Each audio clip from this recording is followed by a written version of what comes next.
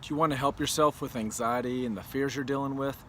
Ask yourself this one question and really think about it and really go it through in your mind, and you can really help to conquer so much of your anxiety. Stay tuned and I'll tell you how.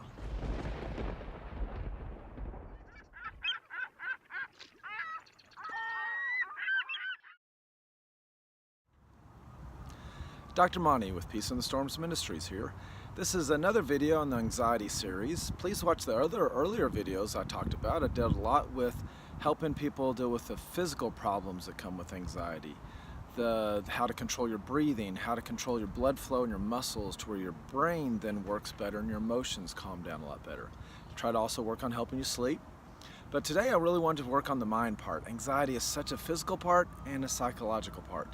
And you have control more than you realize to choose to think certain ways that can help you get a grip on your life and get a grip on your problems so you control your emotions. Your emotions aren't controlling you. So before I get to that one very important question I really want you to think about, just please let me give you a little plug. I really want y'all to be able to please subscribe, give me a thumbs up and like the button, comment on the videos. All that will really help me out a lot to be able to get the word out to other people. It's really important that Facebook doesn't show this to anybody unless some people start liking it and interacting with it. So please help me. If you like these things at all or like me at all, please help me out with those things. Okay, blatant plug over with. Thanks. All right, so anxiety. There's all kinds of anxiety. There's all kinds of stressors. There's all kinds of things that we get us nervous. Let's just take a simple example of like you're getting ready to go to school. You're getting ready to go to a party. And especially a lot of women, but certainly men do too. It's like, oh, I look fat. I don't know what I'm going to wear. I'm not sure people are going to like me. I want to go up and approach this person, but I'm just afraid they'll get rejected. We get stressed out so much in so many different ways. So I want to help you with that. But let's say bigger things, like you're worried about paying your bills. You're worrying about your daughter's health, as she has a serious health problem. So many of these things can really stress us out, and we have this thought in our mind, especially in the middle of the night. Your mind's just racing, oh no, oh no, oh no. I always like to call them your oh no thoughts. Your oh no thoughts trigger your fight or flight response to where your body goes into hyper mode, and it causes all kinds of things to go wrong. Watch my other video on that. But in order to get control of that, you first breathe, you first relax, but then you want to ask yourself, what's the worst thing that could happen? It's a terrifying question, and this exercise is not going to be easy early on, but do you want to beat it? Then you do this. Think about, play it out in your mind, go down the storyline. A lot of times we have this fear of what would happen. Someone won't like me.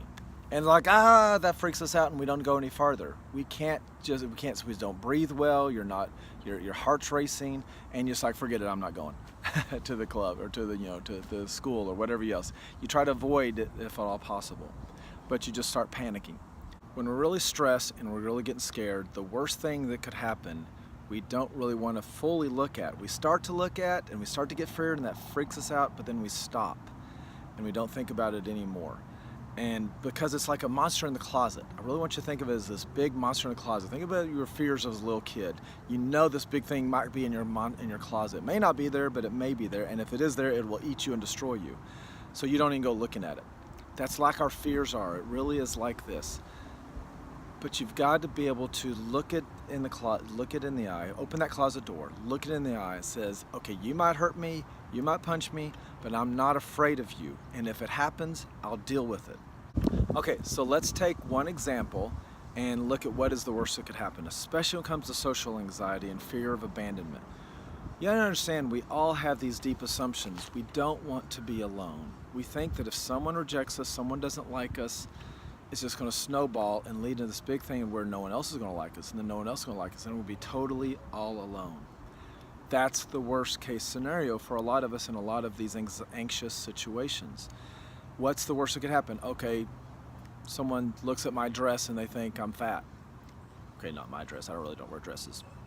But you look at whatever you're wearing, you're thinking whatever she might do, you think that someone may not like you in some kind of way, and then it's like this terrifying, terrible thing that could happen to you. But it's not the terrible thing that you think. It may be bad, that person may not like you, they may be someone important, or maybe they're just anybody. But you've got to get over this fear of being abandoned, because it's not going to happen, first off, logically. But if you really play this out in your mind, it's like, okay, what if this person doesn't do it? What if this person tells somebody else? What if that person? Is it really true you're going to be alone? Do you have friends, family, people who you know will stick by your side no matter what? Yeah, I'm sure you do. So who cares if this one person? I know, but I know it'll be bad. I'm not saying it's great. I'm not saying it's no big deal. It is a big deal, especially in certain social situations like high school. Your reputation's everything. I understand that it's not easy. But in order to best beat it, the ironic thing is that if you let your fears overwhelm you, you're not going to perform as well. You're not going to be yourself. You're not going to be as relaxed. You're not going to be carefree. You'll look worse and be more likely to be rejected if you don't face your fears. I remember I was very shy in high school. It's like I was afraid of rejection. I was afraid. Didn't have self-confidence. And I was shy and awkward, and I didn't engage in people like I wish I would have. And I missed so many opportunities to have more friends and have good, meaningful relationships. I get into college, I get married, and it's like all of a sudden, well, I didn't realize if I got rejected by women because I already had a wife. And so I was more carefree, I was more relaxed, I gained more confidence. And lo and behold, I started getting liked more often, which just built up my confidence. But it was my fear that was holding me back. So once I conquered that fear, I was a lot better. It's the same thing with all these other situations. If you face your fear of what could happen, you'll be better off. But you can't face the fear if you don't really know what the fear fully is. We have the little part of the fear, but we don't know the big full part of the fear. All right, so let's take another example. Like say you're worried about losing your job. Pretty stressful situation. I haven't had to worry about losing my job, but I have to worry about financial repercussions of certain things. I've struggled a lot financially over the last couple of years, and it can wake me up in the middle of the night with fears. But one thing I've learned to do about that is the same thing. What's the worst that could happen? And in my case, some of the bad things did happen. And I've really learned that it's still okay. It sucks, it's really hard, it's stressful, but I'm still here, I'm still alive, I've still got the people in my life who love me, and it's all okay. It really is. I had to move out of my dream house. I had my dream house, and when I got divorced, I couldn't afford it anymore, and so I had to move out. And I thought, this is the worst thing in the world. Oh my gosh. For a while there's like, oh my gosh, what if I lose the house? What if I lose the house? But I didn't play it out. I didn't ask the big question of what would be the worst that happened. Ended up moving to a smaller house, and ended up moving into another smaller house. And it's like, I'm in a smaller place now, so it's like, you know what, but I'm still okay. It's some bad things, it's been stressful, it's been humiliating even in some ways, but I'm still okay. I would have been able to handle it better back then if I had just sit and thought, what's the worst that could happen? And this is where Christian faith can come into play, because you realize, you know what, it might hurt, but you're going to be okay. We have this a lot of our emotional problems come because we think about something that truly is bad, but we make it devastating. A mountain of a molehill, it's more dramatic than that. It's more, your problems are more serious than that. It's not a molehill. You might have serious problems that could happen, but even in the worst case scenarios, you realize, okay, I would still be okay. So I'm dealing with my people in the nursing homes. They're saying, okay, they have a stroke, they're coming to the nursing home, they may not get better, they're trying to get better to go home to live independently. But that fear of not being able to freaks them out and actually hurts their rehabilitation chances. So I try to get them to think, what's the worst that could happen? Okay, let's say your arm is paralyzed and it doesn't get better, your leg doesn't get better, you're not able to get up and take care of yourself anymore, and you have to move into the nursing home full time. It happens a lot. People my age, younger than me. And so, but even though that's bad, it's really bad, but it's not devastating, because you still got people in your life, you still got food, family, faith. Your God will still love you. Now here's the ultimate kicker that I like to preach on a whole big separate topic is heaven. When you've got faith, you can't lose. It may be bad for a little while. Even the most devastating, worst case scenario situations you can imagine happening, you're still going to end up okay. You've got to keep telling yourself that.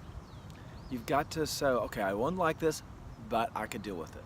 But you get more control and a grip over your life when you see what's coming ahead of time and you play out all possible scenarios. And usually the worst case doesn't happen as bad as you're prepared for, as you thought. For me personally, because of my mother's history of having a stroke and dying at the age of 47, having a stroke at 45, having to die from one at 47, I could have a stroke and be paralyzed tomorrow. And I play that out in my head. I have thought about the worst case scenario. By my wife being at home and me being in a nursing home, not being able to take care of her financially, not being able to get up to get something out of my drawer whenever I want. It's not easy, it stinks, but I've played that out in my head. So God forbid, if it happens, I'm going to be more mentally ready prepared. But I'm not going to freak out in my life because I'm already know I can't handle it, so I'm not going to freak out as much. There's all kinds of examples I could give you for anxiety. There's a million different things that can stress our life. But you want to get control of it, not let it get control of you. And thinking through the process all the way through, even the worst case scenario, will help you get control over it. Be brave and face the facts of what could happen, because usually it never ends up near as bad as you think. And so you're much better off, but you're better prepared and you are in control. So please let me know if there's other examples that you've had of anxiety situations that helps, or you think this wouldn't help.